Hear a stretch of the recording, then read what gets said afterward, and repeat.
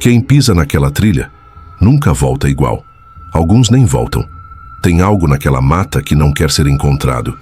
E cada passo na trilha parece mais uma escolha errada. Fica até o fim, porque dessa vez pode ser você ouvindo a respiração no mato. A primeira vez que vira foi depois da chuva, forte, daquelas que arrastam até pedra. Quando passou, o chão do pasto parecia novo, mas tinha uma coisa que ninguém entendeu. No meio do capim, uma trilha, estreita, curva, como se alguém tivesse passado por ali com pressa. Só que ninguém tinha passado, nem bicho nem gente, e o chão estava seco demais para ser rastro de água. Alguns disseram que era só erosão, outros juraram que era coisa de dentro da mata, mas o estranho mesmo é que ninguém lembrava de ter mato ali. Era pasto, limpo, só vaca e vento, até aquela manhã. Em menos de um dia, a vegetação cresceu em volta, fechando o espaço e formando uma espécie de corredor. Parecia que a trilha queria estar ali, como se tivesse voltado, como se alguém tivesse abrindo o caminho por dentro da terra, alguém que nunca foi embora. O primeiro a se aproximar da trilha nem foi gente.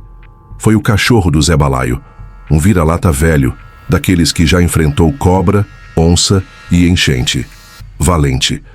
Mas naquela manhã ele parou, bem na entrada, farejou uma vez e travou. Os pelos do lombo arrepiaram e os olhos ficaram fixos num ponto no mato, como se tivesse alguém ali.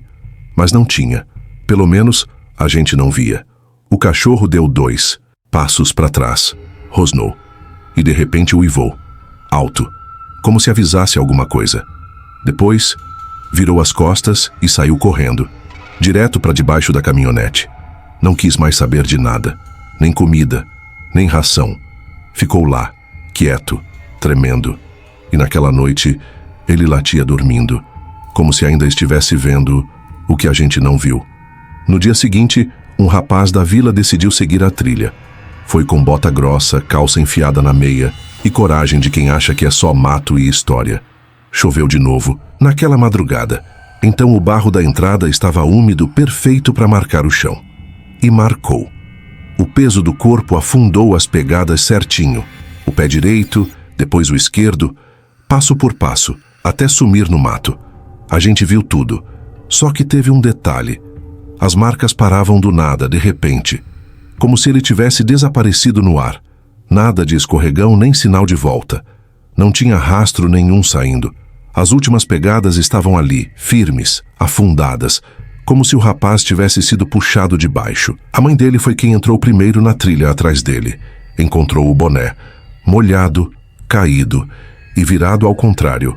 Ele voltou horas depois, mas nunca mais quis falar do que viu. No canto da venda, perto da prateleira de querosene, sempre senta a dona Firmina. O povo da vila chama de véia do tempo, porque ela lembra de coisa que nem foto tem. Dizem que já teve marido, filho, até um irmão gêmeo, mas ninguém nunca viu. Ela só senta ali e escuta. Quando alguém fala da trilha, ela não olha. Só balança a cabeça e sussurra: "Não vá."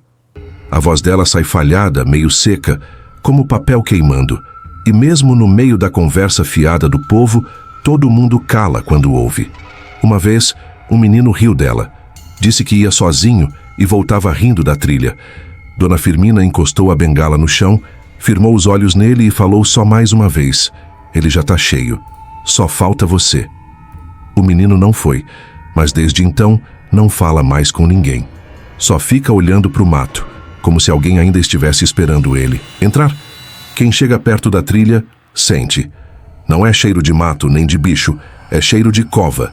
Terra revirada, úmida, pesada, como quando enterram algo fresco. Mas ali, ninguém cavou nada. Nem tem marca de enxada, nem montinho de barro. É só o cheiro, sempre o mesmo. Mesmo nos dias de sol, mesmo depois de dias sem chuva. A sensação é de que o chão respira, como se por baixo algo tivesse sido virado, ou estivesse se movendo ainda. Um senhor mais antigo disse que conhecia esse cheiro, que sentiu igual, quando acharam um boi sumido há semanas.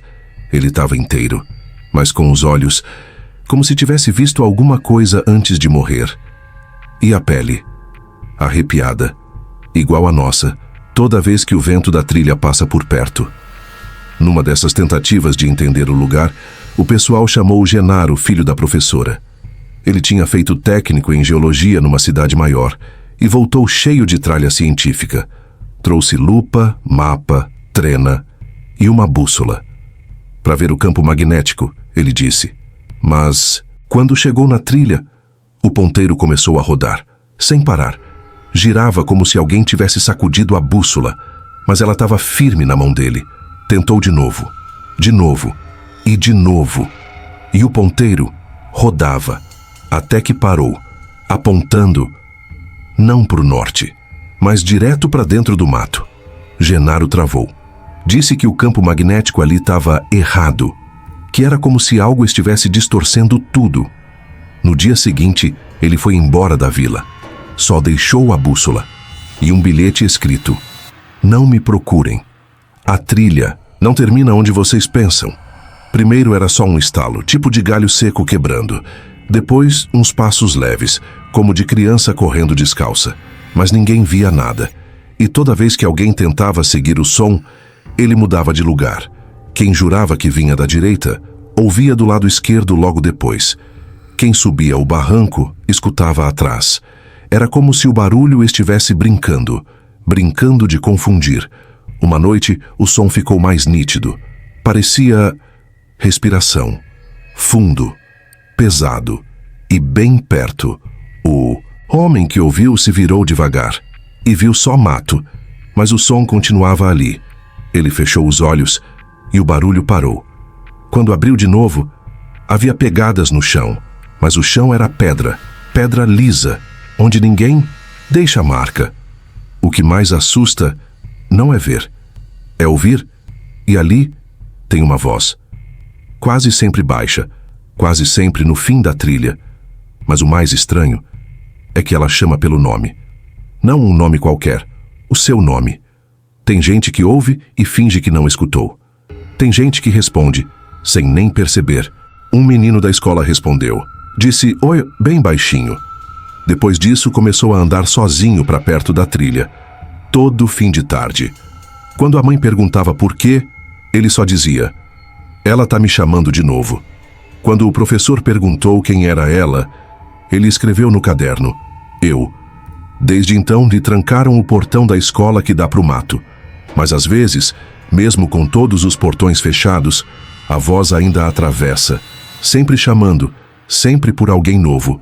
Foi numa quarta-feira, sem lua, sem vento, só o silêncio da vila e o breu do mato, até que alguém gritou: "Tá aceso." Quando correram para o alto do morro, viram a trilha. Mas não como sempre. Ela brilhava, como se cada folha do mato estivesse acesa por dentro. Era um verde fosforescente, como vagalume nervoso, mas muito mais forte. Não dava para ver o fim, só uma linha iluminada, cortando a escuridão.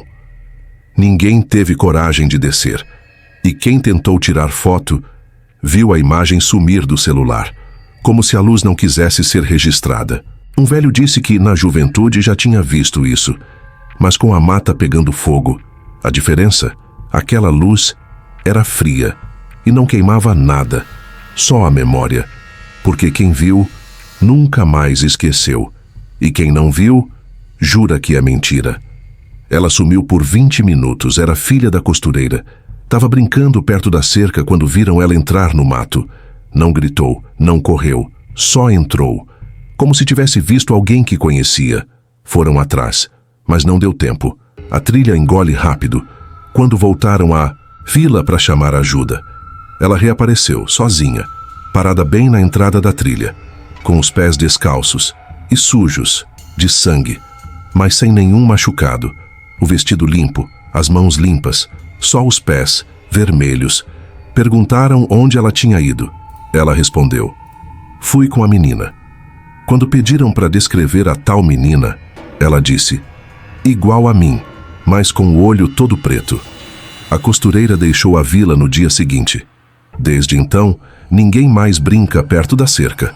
E toda criança que passa ali olha 2 vezes para o mato. Uma para ver se tem alguém.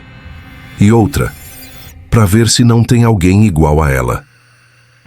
Começou com um par de chinelos, novinhos, abandonados bem no meio da trilha. Depois, um par de botas, tamanho grande e sujas por dentro, como se tivessem sido tiradas com pressa. Em seguida, apareceram tênis, de criança, com um laço ainda feito, sempre em duplas, sempre bem alinhados, como se quem usava tivesse simplesmente parado e ido embora descalço. Só que ninguém assume, ninguém diz ter deixado ali. E todo mundo da vila já contou os próprios calçados. Estão todos nos pés certos. E mesmo assim, continuam aparecendo. Às vezes de manhã, às vezes no fim da tarde. E toda vez que alguém tenta jogar fora, os sapatos voltam, no mesmo lugar, exatamente onde estavam. Um dos mais antigos disse que aquilo não é calçado, é sinal. Quando os pés somem, os sapatos contam a história. O nome dela era Doralice, professora aposentada. Dizia que essas histórias de trilha assombrada eram invenção de gente com tempo demais. Um dia resolveu provar. Pegou lanterna, caderno, garrafa d'água e entrou sozinha. Avisou que voltava em 2 horas. 3 horas se passaram, 4.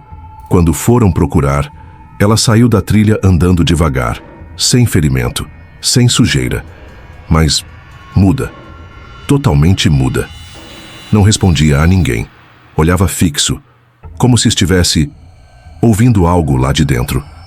Quando abriram sua bolsa, o caderno estava cheio, mas não com anotações, com palavras repetidas. Uma só frase, várias vezes, escrito em letra tremida. Ela me encontrou primeiro. Depois disso, Doralice nunca mais saiu de casa. E até hoje, se ouve a luz da lanterna dela piscando lá no fundo do mato, mesmo sem ninguém segurando. Começou com o vigia, relógio de bolso antigo herdado do pai. Parou no meio da ronda, 2h18 da manhã. Pensou que era coincidência, mas na noite seguinte, o novo relógio parou no mesmo horário. Ele nem estava perto da trilha, mas alguém estava. O barulho no mato, os estalos secos e o vento parado, como se o tempo tivesse travado. Mas 2 moradores reclamaram depois, um com relógio de pulso, outro com o digital do celular. Todos 2h18. Uma senhora tentou queimar o relógio que tinha parado. Ele não pegou fogo, derreteu em silêncio, como se tivesse visto demais. Desde então ninguém usa mais relógio na vila, e quem precisa saber a hora, espera o galo cantar, porque o tempo da trilha não é contado em minutos, é contado em arrepio. Ele era bravo, daqueles que latem até pra folha voando. Mas tinha um detalhe: quando passava perto da trilha, ficava mudo, não rosnava, não chorava, só olhava fixo. Uma vez, se recusou a entrar na casa, ficou parado na frente da porteira, encarando o mato. Na noite seguinte, sumiu, sem latido, sem luta, sem sinal. Mas o estranho veio depois. Durante 3 noites, os moradores da vila começaram a ouvir um som baixo vindo da trilha. Um latido rouco, sem raiva, sem desespero, como um chamado. Alguém tentou seguir o som, mas quanto mais andava, mais o latido se afastava, como se estivesse levando quem ouve para dentro. Nunca acharam o cachorro, mas até hoje tem gente que escuta ele latir nas madrugadas, sempre no mesmo tom, sempre no mesmo ponto, e sempre depois das 2h18. Começou com a dona Lourdes. Estava costurando perto da janela quando ouviu o filho chamando: "Mãe, vem cá." A voz era igualzinha, só que o filho dela estava viajando, e ninguém sabia disso além dela. No dia seguinte foi o caseiro. Ouviu a patroa chamando pelo nome, pedindo ajuda no curral. Ele correu. Mas a casa estava vazia. A patroa estava em outra cidade. As vozes vêm sempre de um lugar só, da trilha. Às vezes baixinho, às vezes tão claro que parece ao lado. O pior é sempre alguém conhecido. Um parente, um amigo, um vizinho. Sempre alguém que não está ali. Como se o que mora na trilha conhecesse todo mundo e soubesse imitar cada detalhe, mas nunca responde de volta, nunca completa a conversa, só chama e espera você atender. Tinha só 5 anos. Estava brincando com o pai no quintal, quando a bola rolou em direção à trilha. Ele correu atrás. Sumiu por poucos minutos. Quando voltou, estava calmo, até demais. Sentou na varanda e começou a contar uma história. Mas não era história de criança. Era sobre um homem da vila, um antigo fazendeiro que tinha desaparecido há décadas. Ele dizia o nome completo, detalhava o chapéu, sabia a cor do lenço que ele usava, contava como ele sumiu e dizia com todas as letras: ele mora no mato, agora. Mas só aparece se a gente esquecer o nome dele. Ninguém nunca contou essa história para o menino. Nem os mais velhos da vila falavam disso. Mas ele sabia tudo, palavra por palavra. Quando perguntaram como ele aprendeu, ele disse: foi o moço da barba branca. Ele estava lá e disse para eu contar antes de dormir. Naquela noite ninguém dormiu. Era uma marca simples, um corte em forma de cruz torta, feito com canivete. A ideia era sinalizar o ponto exato onde a trilha parecia dobrar, para ninguém se perder. Mas no dia seguinte, a marca estava em outra árvore, parecida, mas não a mesma. Pensaram que tinham confundido. Refizeram o corte, agora mais fundo. No terceiro dia, a marca apareceu do outro lado do caminho, e dessa vez, sangrando seiva, como se tivesse sido feita há segundos. Não importava quantas vezes marcassem, a árvore mudava. Às vezes era mais grossa, às vezes mais fina, mas a marca estava lá, sempre fresca, sempre com a cruz torta, como se aquilo que mora na trilha marcasse de volta, como se dissesse: eu também sei onde vocês estão. Vieram de fora, mochila nas costas, GPS, lanterna de cabeça. Disseram que iam desbravar a trilha, que essas histórias eram só superstição de gente simples. Eram 4. Entraram ao meio-dia e não voltaram, nem no pôr do sol, nem no dia seguinte. A vila ficou em silêncio. Ninguém teve coragem de entrar atrás. Só chamaram a polícia 2 dias depois. O curioso, nenhum vestígio, nem pegada, nem equipamento, nem rastros. Mas tinha uma coisa, um detalhe que até hoje ninguém explica. Na cerca velha, logo na entrada da trilha, alguém tinha riscado com o próprio dedo uma frase torta e úmida, como se tivesse sido escrita com terra molhada. Agora eles sabem o caminho. Desde então ninguém entra mais, nem os corajosos, nem os céticos, porque ali a trilha não leva para frente, leva para dentro.